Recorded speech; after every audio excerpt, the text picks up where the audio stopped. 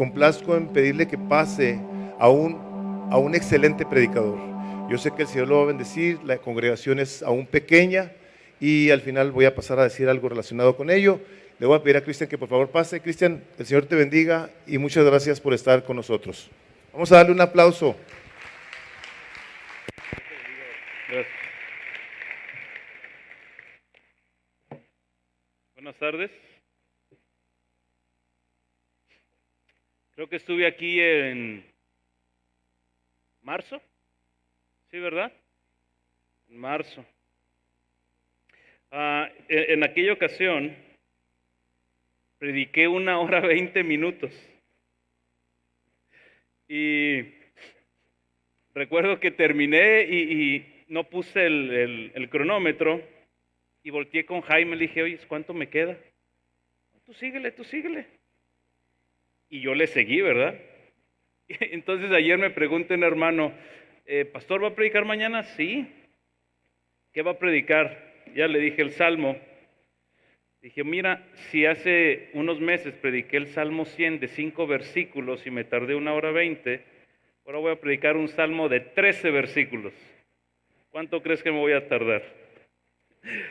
Entonces dije, mira, la vez pasada fue 1 hora 20, tómenme 30 minutos de la vez pasada y hoy nada más 20 y estoy a mano, ¿va? Ok, amén.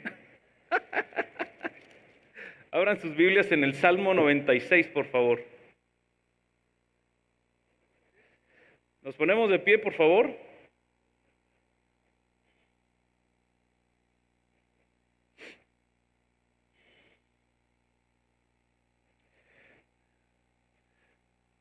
Lo voy a leer en la versión Reina Valera 60, pero en el transcurso de la predicación voy a utilizar la versión de las Américas, que es la que usualmente utilizo.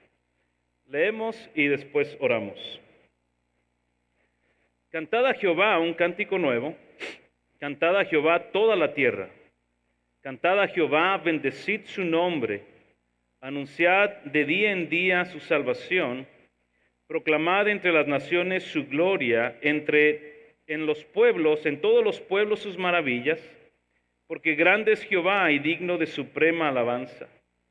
Temible sobre todos los dioses, porque todos los dioses de los pueblos son ídolos, pero Jehová hizo los cielos. Alabanza y magnificencia delante de él, poder y gloria en su santuario. Tributad a Jehová, oh familias de los pueblos, dad a Jehová la gloria y poder, dad a Jehová la honra debida a su nombre, traer ofrendas y venid a sus atrios. Adorad a Jehová en la hermosura de su santidad, temed delante de él toda la tierra. Decid entre las naciones, Jehová reina. También afirmó el mundo, no será conmovido. Juzgará a los pueblos en justicia. Alégrense los cielos y gócese la tierra, brame el mar y su plenitud, regocíjese el campo y todo lo que en él está. Entonces todos los árboles del bosque rebosarán de contento delante de Jehová que vino, porque vino a juzgar la tierra.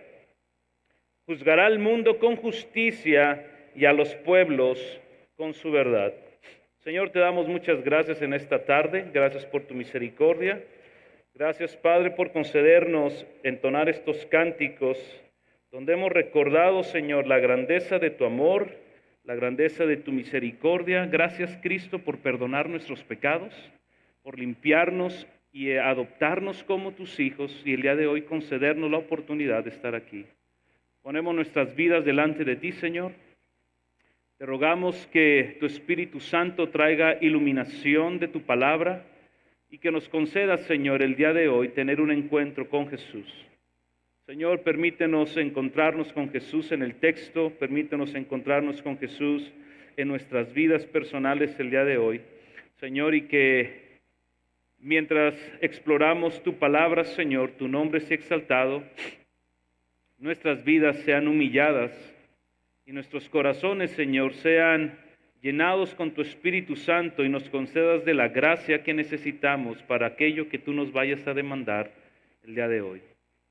Espíritu Santo, ilumina nuestros corazones, abre nuestro entendimiento y revélanos más a Jesús. Te lo pedimos en Cristo Jesús, nuestro Señor. Amén. Amén.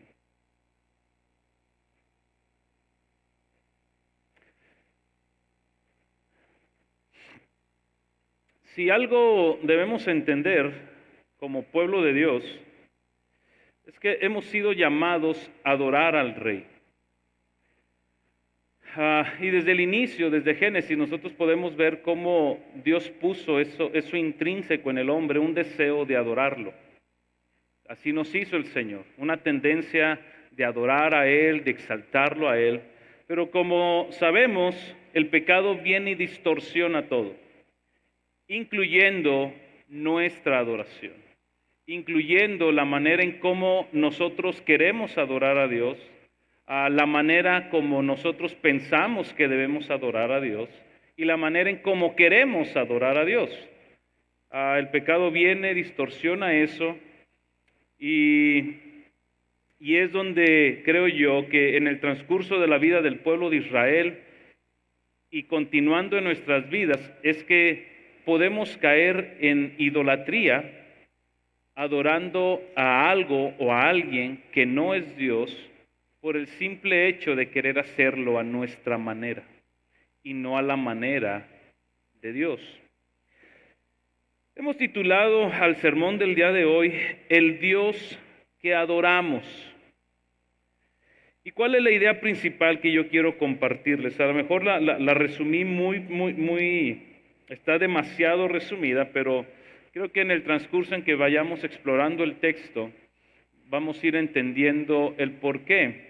Y pusimos como idea principal o como propósito de lo que queremos comentar es que el pueblo debe de responder en adoración y en exaltación ante la presencia del Rey que habita en medio de su pueblo. La idea es la siguiente: la adoración, la exaltación al Rey es motivada por la presencia del Espíritu Santo en la vida del creyente. Y es una vida continua, constante, permanente de adoración que no está sujeta ni a la música, ni a los cantos, ni al subjetivismo en el que tú y yo vivimos todos los días. Hoy nos levantamos contentos, mañana nos levantamos enojados, al siguiente día nos levantamos tristes y dependiendo la manera en cómo nos levantemos, vemos si adoramos a Dios o no adoramos a Dios. El día de hoy vamos a aprender cómo la vida de adoración es algo que debe de ser continua, permanente, no importando la situación en la que te encuentres, por el simple hecho de algo, como vamos a leer ahorita en el texto. El Señor es muy digno de ser alabado. El Señor es muy digno de recibir honra y gloria. Cuando la queremos dar, cuando no la queremos dar, cuando no tenemos ganas de darla, Él es muy digno de recibirla. Quiero hablar poquito del contexto de este salmo. Este salmo es un salmo que David expresó, es parte de un salmo todavía muchísimo más largo que se encuentra en Primera de Crónicas, capítulo 16. Y el contexto es el siguiente, para situarnos en lo que queremos enseñar. El arca del Señor, el arca del pacto, había sido capturada por los filisteos en el tiempo del profeta Samuel, antes de que fuera Saúl levantado como rey.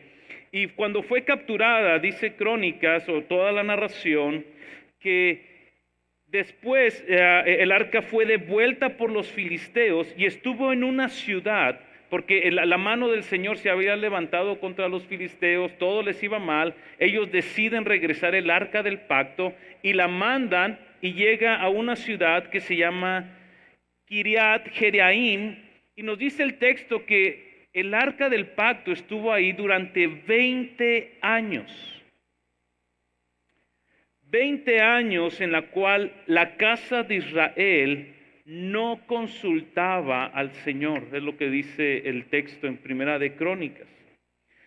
Al parecer, los últimos 20 años del reinado de Saúl, el arca del Señor estuvo ausente en el pueblo, que es cuando David decide en su corazón volver a traer el arca de regreso a Jerusalén después de 20 años. Y él cita estas palabras en Primera de Crónicas, capítulo 13, versículo 3. Y David dijo: traigamos a nuestro lado el arca de nuestro Dios, porque no la consultamos en los días de Saúl. La presencia manifiesta de Dios, lo que Dios había dado al pueblo de Israel, donde Él iba a revelar su presencia, donde el pueblo iba a consultar, no estaba ahí.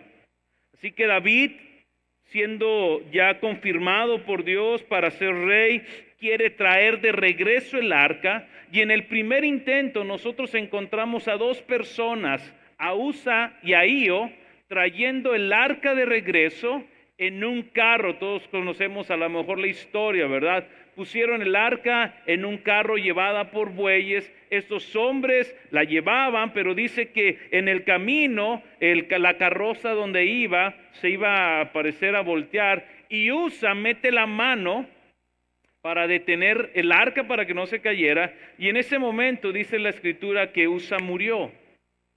Murió al instante. Este suceso hizo que David tuviera mucho miedo, a tal punto que tomó la decisión de decir: yo creo que no la vamos a llevar el arca todavía para Jerusalén.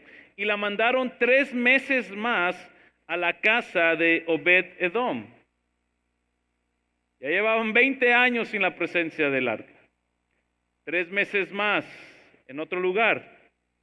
Después de esos 3 meses, David intenta por segunda vez traer el arca de Dios a Jerusalén, pero ahora la diferencia es que sí tuvo éxito.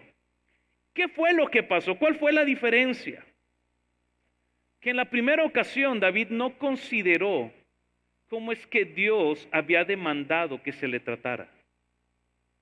Usa y Ahío no eran ni de la familia de Aarón, no eran levitas, y Dios a través de Moisés había dado la instrucción de que los levitas y los sacerdotes eran los encargados de cargar el arca, de ministrar el arca. En la segunda ocasión David, tiene éxito porque empezó a considerar las instrucciones como Dios quería que se le tratara. David manda a los sacerdotes y a los levitas que se santifiquen, y entonces el arca es traída una vez más de regreso. Aquellos hombres pusieron el arca de Dios sobre sus hombros, comenzaron a cantar, empezaron con instrumentos musicales, empezaron a tocar cánticos, empezaron a adorar al Señor. Y cuando el arca llegó a Jerusalén, la colocaron en medio de la tienda que David había levantado para ella, y empezaron a ofrecer una vez más holocaustos y sacrificios y ofrendas de paz. Volvió la adoración al pueblo de Israel hacia el Señor.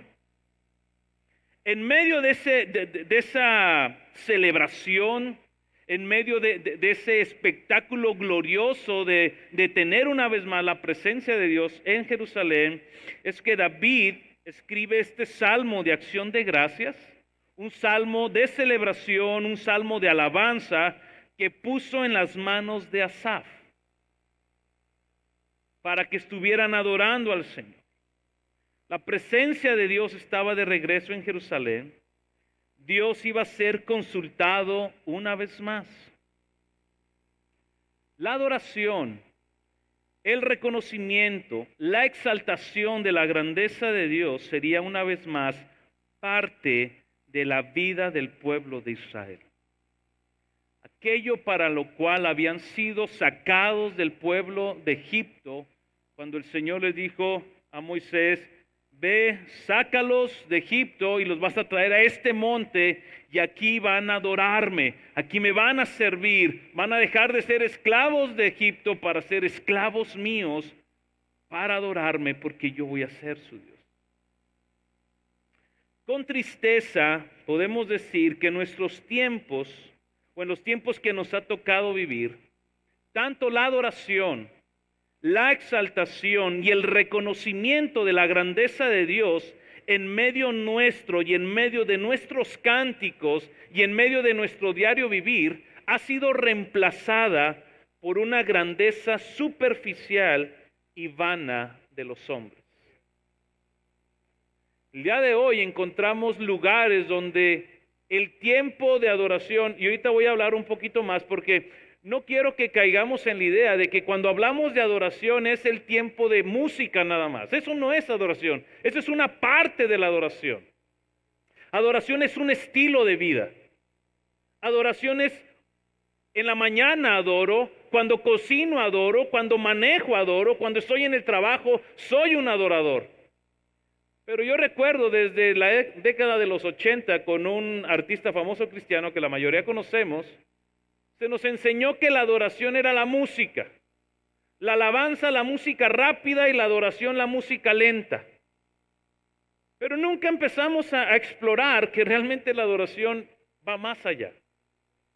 Y ahora en nuestros tiempos la adoración se ha vuelto una música y unos cánticos y unas letras donde la grandeza que hay que exaltar es la del hombre. Yo quiero, yo deseo, yo anhelo, yo me siento, tú haz, tú cumple, tú dijiste, etcétera, etcétera. Este Salmo 96 entonces es un extracto de ese salmo más grande que tú puedes leer en Primera de Corintios capítulo 16. Y es interesante ver cómo este texto o este salmo está en medio de todo un salmo más grande. Si tú puedes, ya en tu casa tú lo puedes leer, por favor. Pero yo te voy a resumir lo que encierra o lo que está abrazando el Salmo 96 en Primera de Crónicas.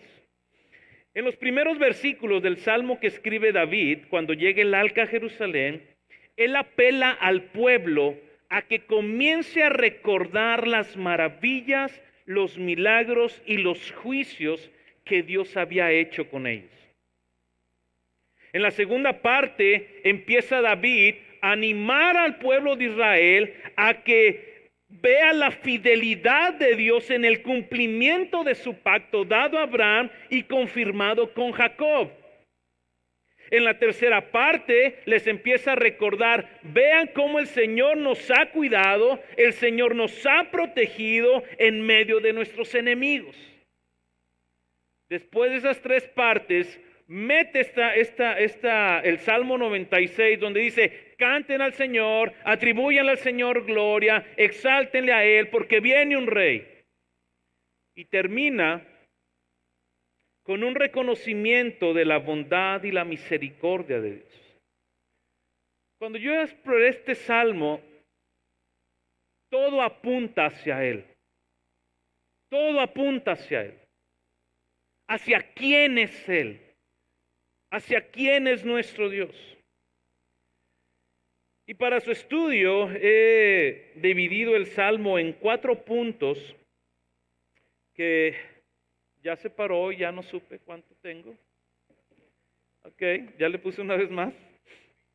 Ok, y lo dividí en 4 puntos para poder explorar el texto. Y vamos a ver la primera parte, versículo 1 al 3. Vemos ahí cómo David hace un llamado a la adorar o a la adoración al Señor. Lo voy a leer una vez más, pero en esta ocasión lo voy a leer en la versión de las Américas. Cantad al Señor un cántico nuevo, cantad al Señor toda la tierra. Cantad al Señor, bendecid su nombre, proclamad de día en día las buenas nuevas de salvación y contad su gloria entre las naciones, sus maravillas entre todos los pueblos. ¿Cómo podemos definir entonces la adoración para quitarnos este paradigma de que adorar solamente significa venir a la iglesia, cantar 5 canciones o 6 canciones dependiendo, y tristemente aún en medio de esas 5 o 6 canciones vemos gente en las iglesias que parece ser que este tiempo lo agarran como un preámbulo para llegar más tarde, o un preámbulo donde decimos, bueno, no es tan importante llegar a la primera ni a la segunda, podemos llegar a la cuarta, a la quinta, total, vamos a llegar al sermón. Adoración, dice el diccionario, dice, es reverenciar a un ser o a un objeto que se considera divino. Otra definición nos dice que adorar es el acto de inclinarse en el cual se ofrece un homenaje y se reconoce la autoridad de una persona a la cual yo estoy dispuesta a sujetarme o a ponerme en sumisión ante él. Y la última definición que tengo dice, la adoración a Dios supone el reconocimiento de parte del adorador, de nosotros, de la grandeza divina, de la majestad y suprema perfección y dominio del ser adorado. ¿Te fijas que nada de esto tiene que ver con cantar? Cantar es una expresión simplemente.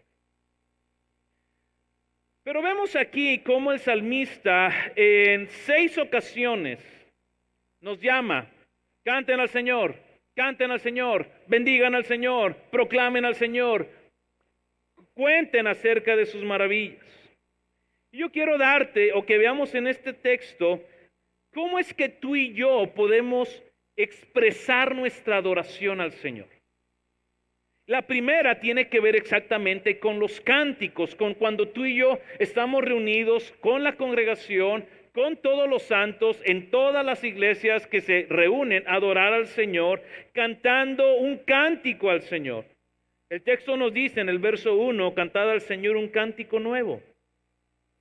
¿Qué idea tenía David de esto? ¿Qué cántico nuevo?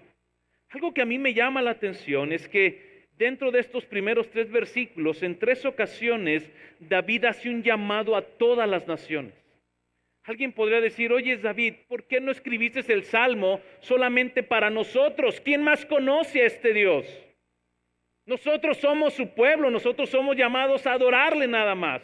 Pero David quería que este cántico, todas las naciones, todas las tierras cantaran, no solamente su congregación judía ahí, porque lo que David quiere dar a entender ahora es que Dios está revelando su gloria a las naciones.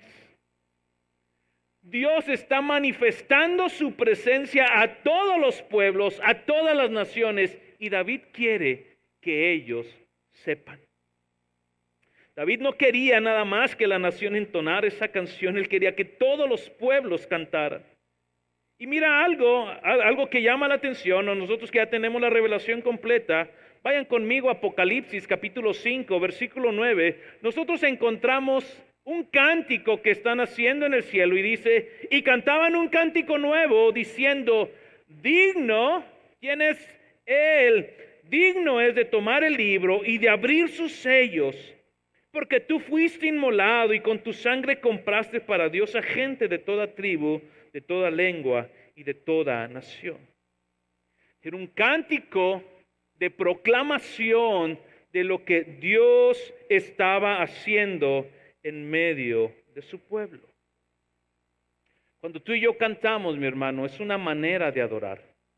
¿Y por qué hago énfasis en que debemos de tener cuidado en el tipo de canciones que cantamos? Porque mira, algo que yo he aprendido en mi corta experiencia es que el tiempo de adoración con cánticos es muy similar a la predicación. Yo le he enseñado a Pedro, que es quien colabora conmigo, que yo le he dicho, ¿sabes qué? El tiempo de adoración es una mini predicación. Y esa mini predicación de 5 o 6 cánticos debe de tener el mismo impacto, a lo mejor a su, ¿cómo lo llamo? A su nivel, porque la palabra es la palabra, pero Cuando tú y yo estamos entonando canciones centradas en Cristo, centradas en el Evangelio, tiene el mismo propósito de 2 de Timoteo, capítulo 3, versículo 16, instruirnos, capacitarnos, adiestrarnos, enseñarnos en quién es Dios para que tú y yo estemos preparados para toda buena obra. En medio de nuestros cánticos nosotros debemos encontrar, como dice el Salmo 19, aliento para nuestras vidas, da sabiduría a los sencillos, trae alegría al corazón, trae luz a nuestras vidas. Cuando San Pablo nos hablaba y nos dice que cuando cantemos debemos de cantar con el entendimiento.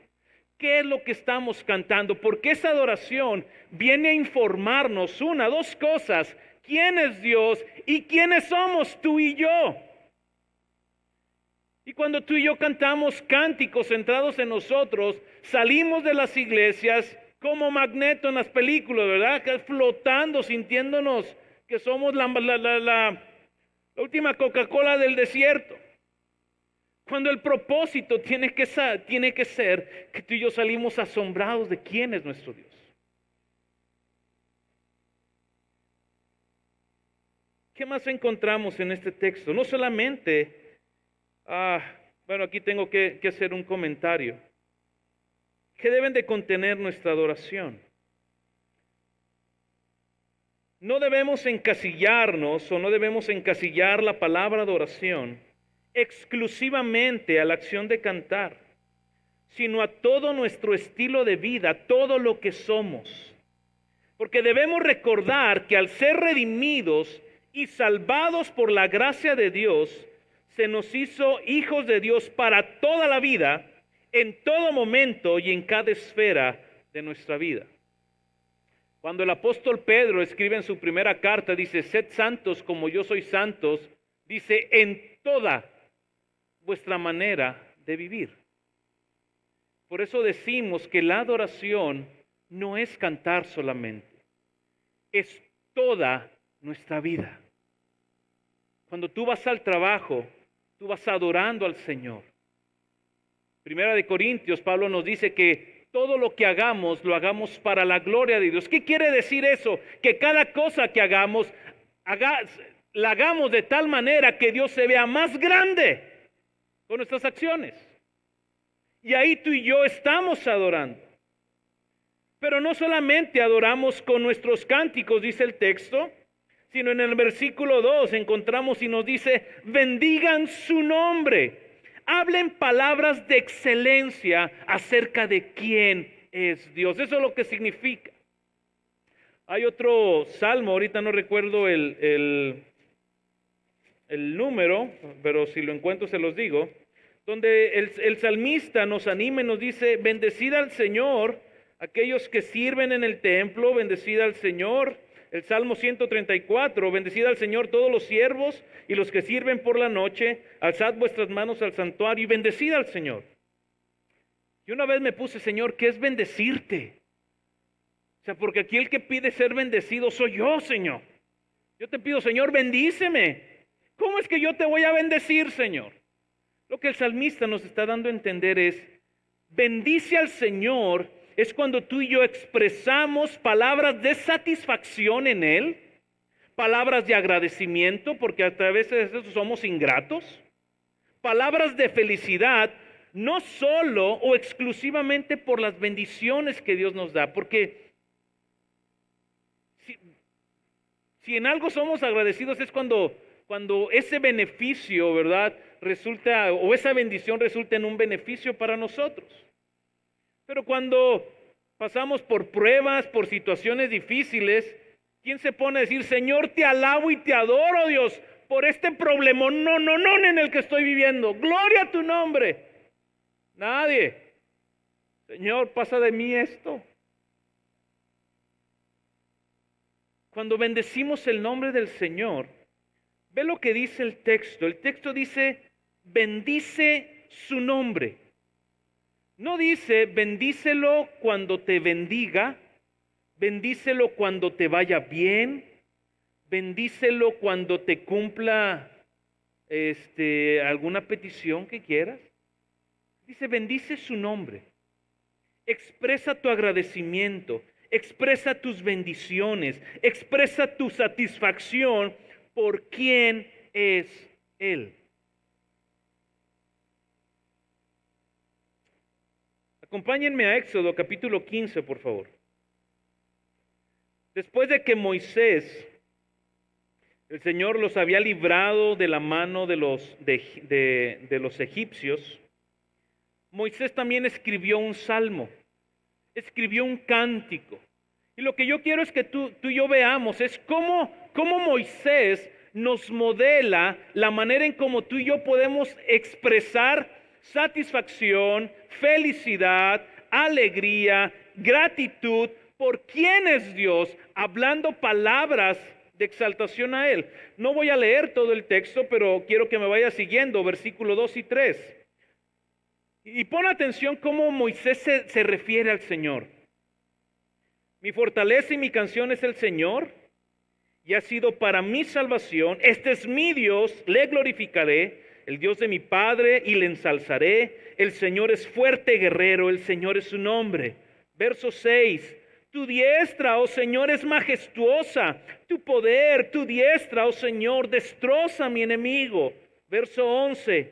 ¿Quién como tú entre los dioses, oh Señor? ¿Quién como tú, majestuoso en santidad, temible en las alabanzas, haciendo maravillas? Verso 16. Al final del verso 16 dice, el pueblo que tú has comprado, verso 17, tú los traerás y los plantarás en tu monte de heredad, el lugar que has hecho para tu morada, oh Señor, el santuario, oh Señor, que tus manos han establecido, el Señor reinará para siempre. Tú y yo somos llamados a cantar, ¿sí? Y yo te animo, no desperdicies ni menosprecies el tiempo de la adoración en la iglesia. No es un tiempo para cotorrear. No es un tiempo para ver Facebook. No es un tiempo para ver WhatsApp. No es un tiempo para ver a quién te encuentras. Es un tiempo para Dios. Aquí no se viene a cotorrear con 5 canciones para entretenernos. Estamos adorando al Rey. Expresa palabras de gratitud, exprésale al Señor tu satisfacción, tu contentamiento por quién es Él. Señor, gracias por salvarme. En una ocasión hablaba con una persona y me decía, pastor, es que los problemas económicos, bla, bla, bla, bla, bla, los problemas en la familia, el matrimonio. Le dije, mira, Dios puede arreglarte todo eso ahorita. Y puede hacer que no vuelvas a sufrir de aquí a que te mueras. Pero ¿de qué te serviría si no entregas tu vida a Cristo? ¿De qué te va a servir? De nada. Porque Dios te puede arreglar hoy todo y el día de mañana morirte. ¿Dónde va a pasar tu alma? Tenemos que entregar nuestra satisfacción. ¿De qué otra manera podemos expresar nuestra adoración al Señor? Dice en el versículo 2, ahí mismo, cuando tú y yo proclamamos las buenas nuevas de salvación. Miren, si algo yo aprecio de Jorge es la pasión que él tiene por las almas. En la medida que él proclama el Evangelio, él está adorando al Señor. Él está proclamando su nombre, él está diciendo, Señor, tú eres grande y tú mereces ser conocido por todos. En medio de la narración de Primera de Crónicas, del 13 al 16, que es donde les di todo la narrativa de donde se encontraba esto, Esdras, quien es el autor, nos narra un evento en el capítulo 14 sobre 2 batallas que tuvo David con los filisteos. ¿Por qué David puso en este salmo, proclamen las buenas nuevas de salvación? Obviamente nosotros ya entendemos, ¿verdad?, que David estaba apuntando a lo que Cristo iba a hacer en la cruz del Calvario. Pero para David, ¿qué era? David no sabía todavía que iba a venir. Esdras nos dice, hay 2 batallas. David le consulta al Señor, le dice, Señor, tendré que ir, subo contra los filisteos. Sí, sube, yo los voy a entregar en tu mano, y los captura. Los ídolos de los filisteos, dice el texto, que David los quemó por completo. Pero los filisteos se volvieron a levantar una segunda ocasión. David volvió a consultar al Señor y el Señor le dice, vuelvo a subir, y el Señor le dice, no subas, rodéalos. Y cuando tú escuches algo, ahorita no recuerdo la palabra, cuando tú veas, escuches como el caminar de los árboles, algo así como en la parte de arriba, tú saldrás y los vas a capturar porque el Señor va delante de ti. Y en el Salmo escribe, proclamen sus buenas nuevas de salvación. David era un guerrero y tenía gente preparada para la guerra. Pero él sabía que quien iba delante de él era el Señor. Era el Señor quien le estaba dando la victoria. Era el Señor quien había ganado por él la batalla. La salvación es del Señor.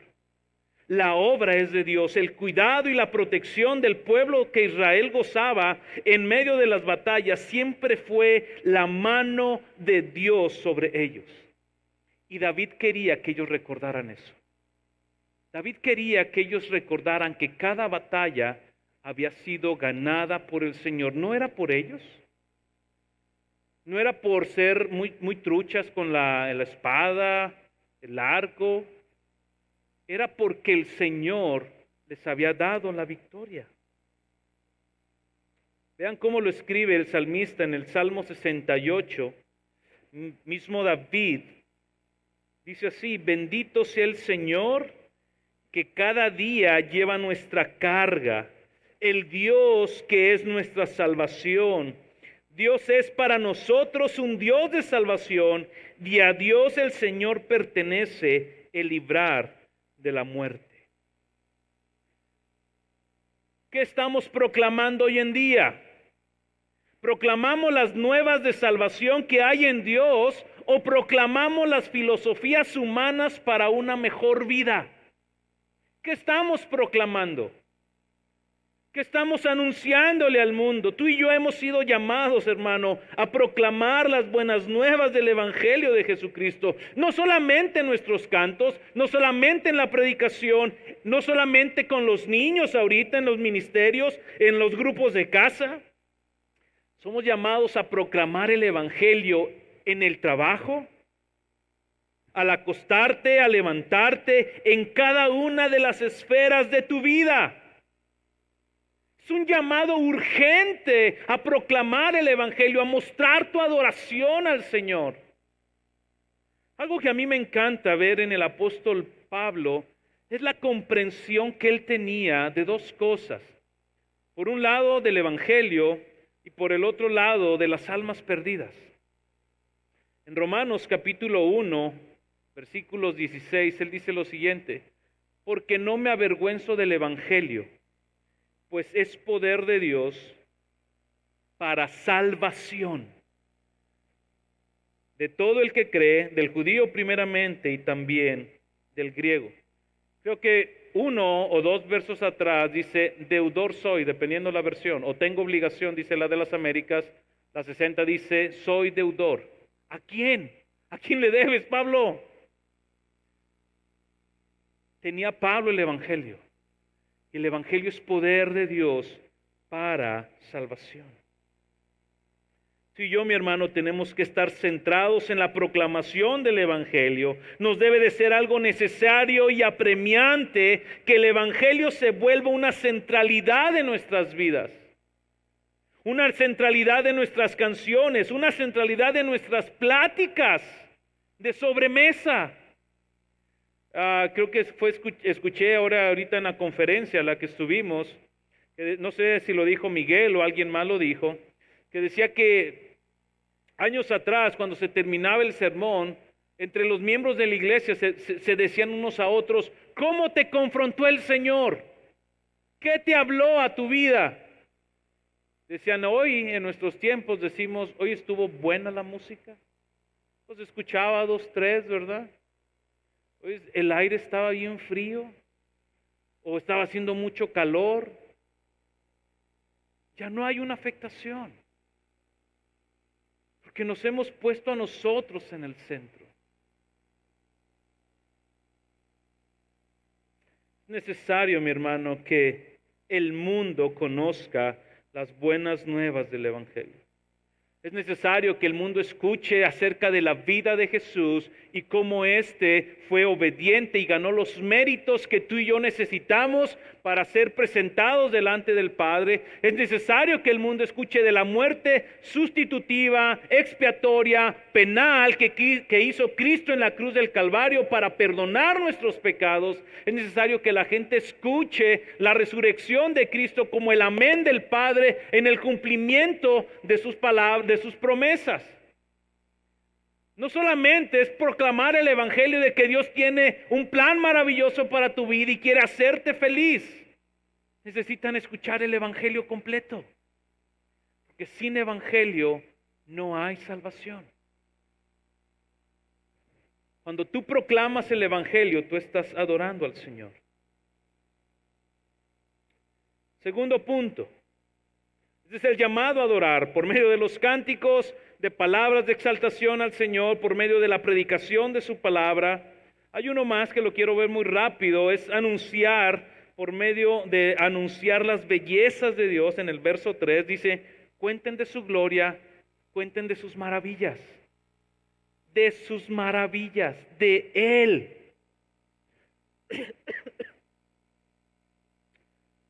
Esto nos lleva al versículo o al segundo punto, el centro de nuestra adoración. Yo comencé diciéndoles que tristemente en nuestros tiempos ahora la centralidad de la adoración somos nosotros, pues antropocéntrica. Y necesitamos que sea cristocéntrica, y es algo que David nos deja, versículos 4 al 6. Porque grande es el Señor y muy digno de ser alabado, temible es Él sobre todos los dioses. Porque todos los dioses de los pueblos son ídolos, mas el Señor hizo los cielos. Gloria y majestad están delante de Él, poder y hermosura en su santuario. En tan solo 13 versículos, David hace mención o alusión del Señor 18 veces en este salmo. 18 veces está David diciendo Él, el Señor, Dios, cántenle a Él, proclamen de Él, véanlo a Él. Ahora decimos, véanme a mí. Pero David nos quiere centrar. David no quería que Asaf, ni sus parientes a quienes entregó este salmo, ni el pueblo, se concentraran o pensaran en adorar a algo o a alguien que no fuera el Señor. Él quería dejarlo bien claro. Aquí a quien adoramos es al Señor. Y yo creo que el Espíritu de Dios inspiró a David de esta manera porque Él conoce la tendencia idolátrica de nuestros corazones. La tendencia de hacer ídolos así, rapidísimo. No recuerdo qué teólogo de la antigüedad decía que nuestro corazón es una fábrica de ídolos. Hacemos ídolos de todo. Y David quería que nos centráramos.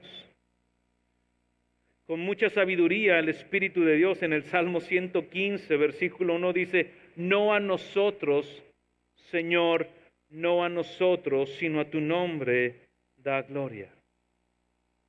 Y yo encontré en esta parte del centro de nuestra adoración un contraste entre el Dios verdadero y los ídolos falsos. Entre el todo y la nada. Entre la grandeza de Dios y la banalidad de este mundo. Y el salmista nos lleva a que nos concentremos en algo, en la grandeza y en la veracidad de quién es este Dios, creador de todo, muy digno de ser alabado, temible entre los dioses. En el versículo 4, él utiliza esta expresión, el Señor es muy digno de ser alabado. ¿Qué significa esto? Hace un momento yo comenté lo siguiente. No nos es fácil querer siempre adorar al Señor por la tendencia, por nuestro corazón pecador. O sea, hay una tendencia de decir, bueno, ¿por qué no me puedo quedar con un pedacito? O sea, yo hice algo, ¿verdad? O sea, ¿por qué todo para ti, Señor? No lo decimos, créanme, nadie dice eso. Nadie anda diciendo, Dios, bueno, el 98% de la gloria es para ti, pero el 2% es mío. Nadie dice eso, no lo decimos. Pero en nuestro corazón sí lo hacemos. Y a mí me encanta Pablo cuando dice, no hombre, si se trata de trabajo, yo he trabajado más que todos estos. Pero no yo, sino la gracia de Dios en mí.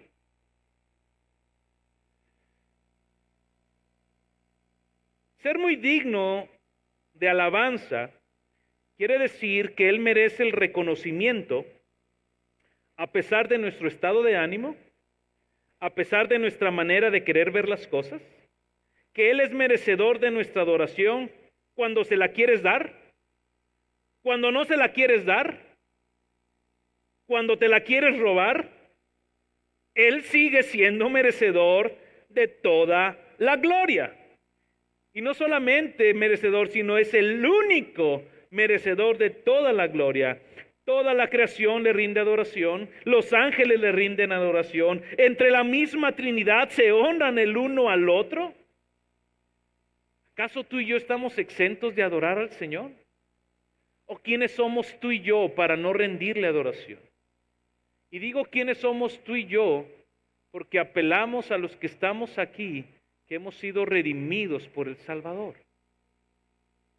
Merece la gloria.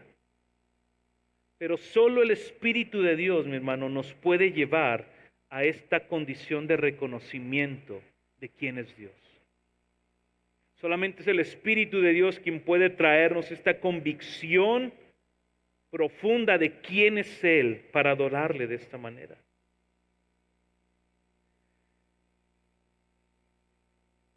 Veo este contraste. Vayan conmigo al Salmo 115, por favor. ¿Por qué queremos ver este contraste antes de pasar al siguiente punto? Para que tú y yo veamos cómo se ve la idolatría tan necia. Es necia la idolatría, es absurda, es tonta. Pero aún así nos encanta estar ahí adorando ídolos falsos. No a nosotros, Señor, no a nosotros, sino a tu nombre da gloria por tu misericordia, por tu fidelidad. Porque ¿qué han de decir las naciones? ¿Dónde está vuestro Dios? Nuestro Dios está en los cielos y Él hace lo que le place. Verso 4, ve cómo cómo el salmista nos habla de los ídolos. Los ídolos de ellos son plata y oro, obra de manos de hombre. Tienen boca y no hablan. Tienen ojos y no ven. Tienen oídos y no oyen. Tienen nariz y no huelen. Tienen manos y no palpan. Tienen pies y no caminan. No emiten sonido con su garganta. Se volverán como ellos los que los hacen y todos los que en ellos confían. ¿A quién estás adorando? Porque si tú no estás adorando al Dios de la Biblia, terminarás siendo como estos ídolos. Nada. Adorando a un Dios con D minúscula que tiene ojos y no ve tu adoración. Que tiene oídos pero no escucha tus plegarias. Que tiene pies pero no va a correr a tu ayuda. El salmista nos llama a decirnos, su adoración tiene que estar centrada ¿en quién?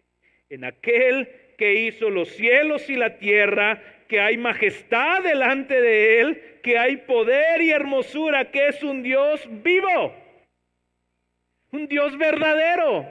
Centra tu adoración ahí.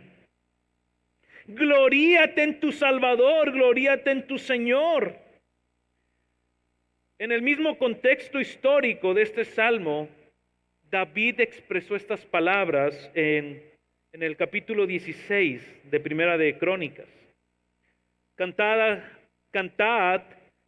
alabanzas, hablad todas sus maravillas, gloriarnos en su santo nombre, alegre es el corazón de los que buscan al Señor. El apóstol Pablo tenía el mismo sentir. Si en algo te has de gloriar, gloriate en esto, en la cruz de Cristo. Jeremías nos enseña que si en algo nos debemos de gloriar, es en que le conocemos a Él. ¿En qué está centrando tu adoración? Y vuelvo a repetir una vez más, la adoración no solamente es cantar. Dios no es solamente la única deidad que merece adoración. Él es el más impresionante de todas las alternativas inimaginables que podamos tener. No hay nadie más como nuestro Señor. Esto nos lleva a nuestro tercer punto. No solamente el salmista nos llama a adorar, no solamente nos dice que nos centremos en Dios, sino que dado nuestra tendencia de querer hacer lo que nos venga en gana, el salmista también nos dice cómo. Nos da la manera en cómo nosotros debemos adorar al Señor. Versículos 7 al 9. Tributad al Señor, oh familias de los pueblos, tributad al Señor gloria y poder, tributad al Señor la gloria debida a su nombre, traed ofrenda y entrad en sus atrios, adorad al Señor en vestiduras santas, temblad ante su presencia toda la tierra. Aquí hay una palabra que se repite 4 veces, tributad.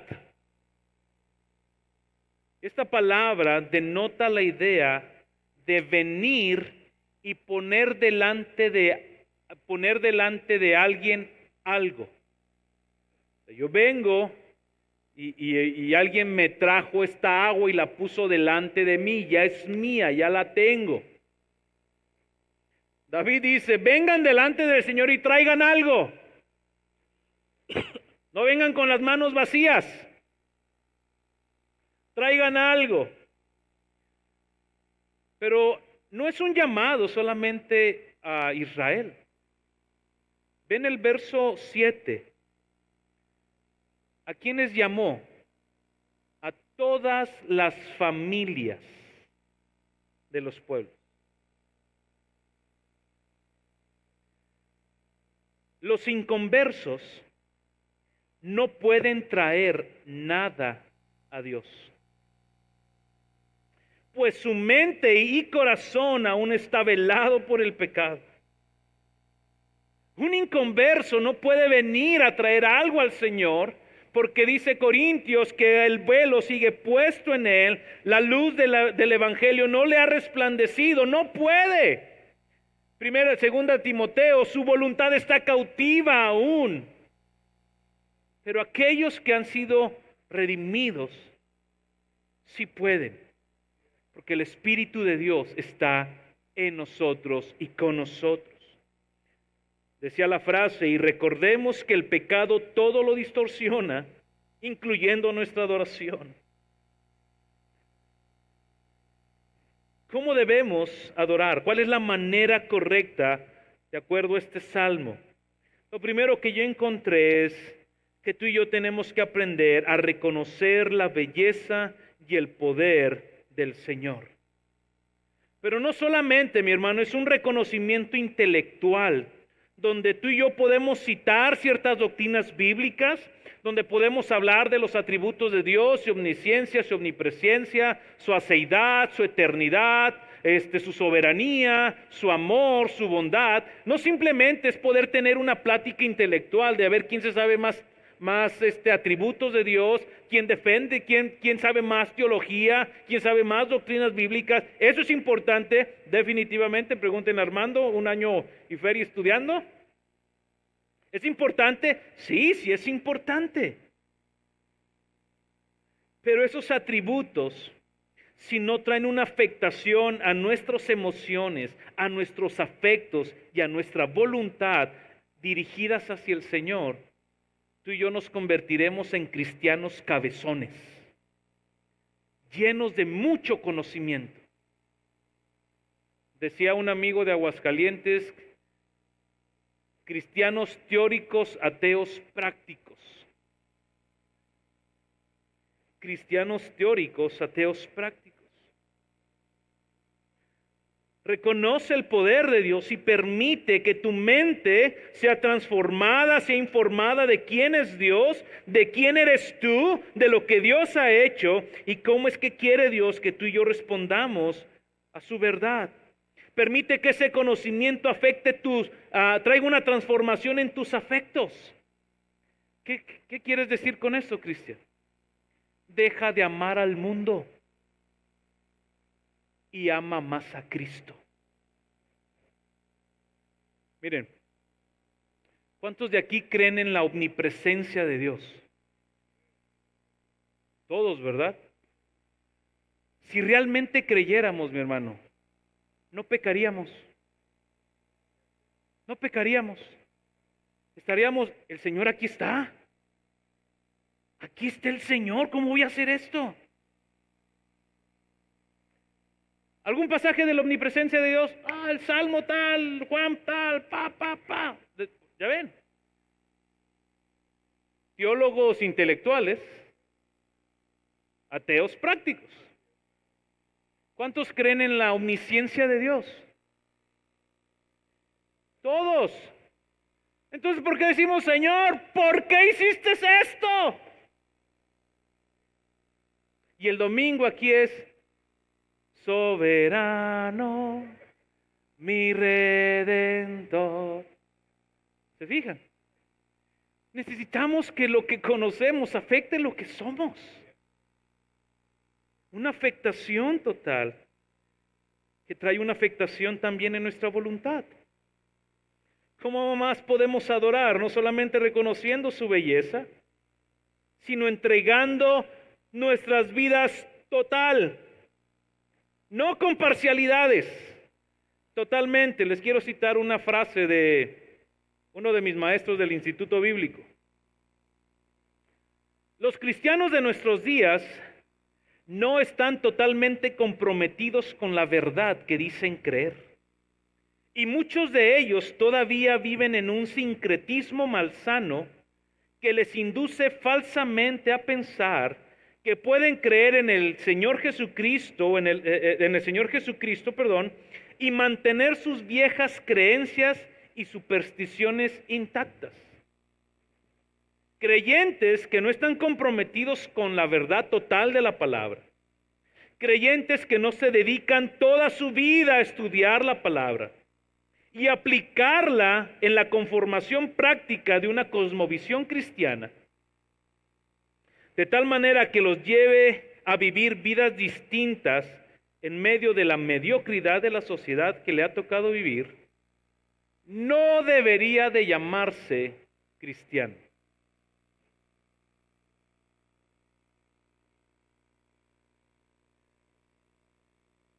El Salmo, en el versículo 8, nos dice el salmista, trae tu ofrenda. Trae tu ofrenda. Cuando llevaban una ofrenda, hermano, era total. Se quemaba por completo. Pablo nos anima en Romanos a que nos presentemos como sacrificios vivos, totales, no a medias, no parcialmente, totales. ¿Y esto es posible? Sí, sí es posible. Porque el Espíritu de Dios habita en nosotros. Y es lo que nos capacita. ¿Cómo más podemos adorar en este texto? A través de una vida santa. A través de una vida en santidad. Tú y yo hemos sido santificados ya en la cruz hace 2000 años, dice Pablo en Corintios, a la iglesia de Corinto, a los santos de Corinto, y vaya que Corinto, que están siendo santificados. Ya somos santos posicionalmente, pero ahora estamos viviendo una santidad progresiva. ¿Por qué puso esto el salmista? Yo me imagino lo siguiente. ¿Se acuerdan de Usa? Él murió. Cuando David recordó lo que Dios había mandado hacer, de cómo tenía que ser llevada el arca, mandó a los hijos de Aarón y mandó a los levitas a santificarse, a vestirse con vestiduras. David dice que él iba con un lino fino, iba con vestiduras reales para adorar al Señor. Tú y yo adoramos al Señor y expresamos nuestra adoración en una vida de rectitud. No somos perfectos, definitivamente no somos perfectos, pero estamos siendo transformados. Cada vez que tú y yo nos exponemos a la palabra, cada vez que Dios nos habla, cada vez que tú vienes a escuchar un sermón, cada vez que tú vas a la palabra, que tienes tu devocional, Dios demanda algo de nosotros. Tú y yo adoramos de esa manera, trayendo vidas en santidad, vidas consagradas a su servicio, vidas consagradas para ser más como Jesús, vidas consagradas que viven en un continuo arrepentimiento y dolor por su pecado, vidas consagradas para su gloria, vidas consagradas para la edificación de la iglesia. Y una más, ¿cómo más podemos adorar? Con gozo. Vive una vida de gozo. No importa la situación que estés pasando. Vean conmigo en el versículo 11 y 12. 4 ocasiones. Alégrense los cielos, regocíjese la tierra. Verso 12, gócese el campo y todo lo que en él hay. Entonces los árboles de los bosques cantarán con gozo. Gózate. Este gozo es un gozo que solamente lo produce el Espíritu de Dios en el hombre. Es un gozo que se mantiene a pesar de las circunstancias de la vida. Es un gozo que está cimentado en la persona de Dios, aquel del cual nos dijo el salmista, Él es el que ha hecho todo, Él los ha salvado, Él los ha protegido, Él es el único que debemos adorar. Ahí está centrado nuestro gozo. Y este gozo viene como el fruto del Espíritu Santo. Entonces ya ves que el salmista nos dice cómo adorarle a Él. Cómo entregar nuestras vidas en sacrificio vivo. Y por último, nos lleva a nuestro cuarto punto. David hace una proclamación de un rey que vendría. Versículo 10. Decid entre las naciones, el Señor reina. Ciertamente el mundo está bien afirmado, será inconmovible. Él juzgará a los pueblos con equidad. Alégrense los cielos y regocíjese la tierra, ruge el mar y cuanto contiene. Gócese el campo y todo lo que en él hay. Entonces todos los árboles del bosque cantarán con gozo delante del Señor, porque Él viene a juzgar la tierra, juzgará al mundo con justicia y a los pueblos con su fidelidad. Una vez el arca establecida en Jerusalén, David empieza a hablar de este rey que vendría. Un rey donde su reinado sería eterno. Un rey justo. Un rey fiel a todas sus promesas y a todos sus juicios.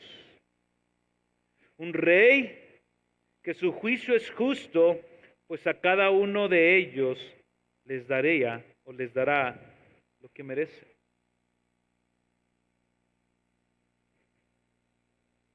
¿A quién estaba apuntando David? A Jesús. A Jesús nuestro Rey. Jesús el Rey que vino a salvar. Aquel que vino y descendió, dejó toda su gloria. Se volvió obediente hasta la muerte y muerte de cruz.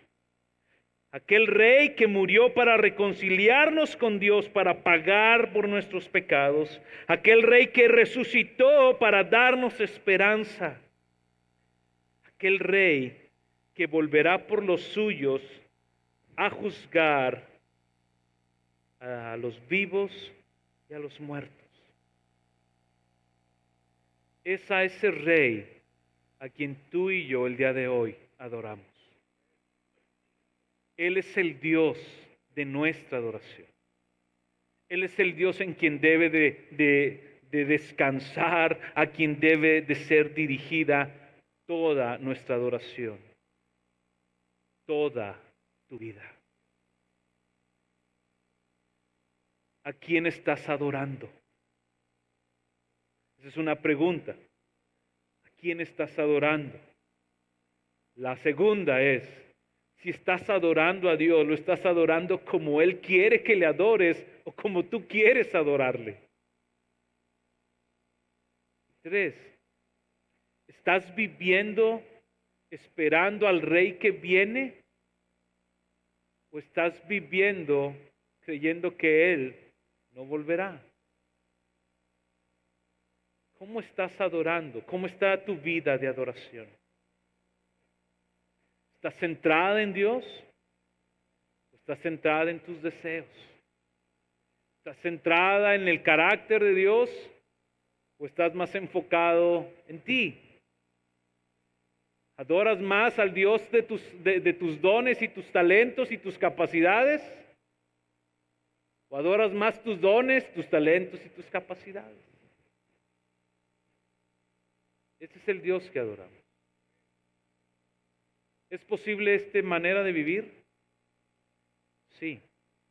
El Espíritu de Dios que está en nosotros nos guiará en adoración, en exaltación. Él traerá su palabra, nos la recordará y nos mostrará más a Cristo en la oración que Pablo hacía por los Efesios, que el Espíritu traiga una iluminación de quién es Él.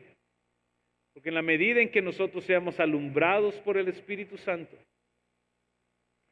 en mayor medida viviremos una vida de continua, permanente adoración a nuestro Rey. Oremos. Señor, te damos gracias por tu misericordia. Espíritu Santo, queremos pedirte, ilumínanos el entendimiento. Abre nuestro entendimiento, Señor, a la persona de Jesús. Señor, si hemos estado adorando otras cosas, si hemos estado rindiéndole culto a otras cosas, Señor, que no seas tú, te pedimos perdón, Señor, por nuestra idolatría. Señor, si te hemos rebajado, si te hemos encasillado y hemos querido adorarte como nosotros queremos, perdónanos hoy, Señor. Espíritu Santo, revélanos más de Jesús. Y esa revelación del Espíritu Santo traiga una afectación en nuestras emociones, en nuestra voluntad, nuestra mente sea transformada. Ayúdanos a adorarte, Señor, a través de nuestros cánticos, que cantemos con entendimiento, razonando, Señor, lo que estamos adorando. Ayúdanos a adorarte, Señor, a través de vidas santas, vidas, Señor, que quieren agradarte en su manera de vivir. Ayúdanos, Señor, a expresar nuestra gratitud, nuestra satisfacción, nuestra felicidad está puesta en ti, Señor, en quien tú eres para nosotros. Dios, ayúdanos a adorarte con gozo en medio de cada situación, en medio de cada prueba, de cada circunstancia, esperando con gozo, Señor, tu regreso. En el nombre de Jesús. Amén. Iglesia Misión de Gracia se encuentra en el 1385 Northwestern Drive, en El Paso, Texas 79912. Para más información, visítenos en el internet en www.misiondegracia.com. Esperamos que haya sido de bendición.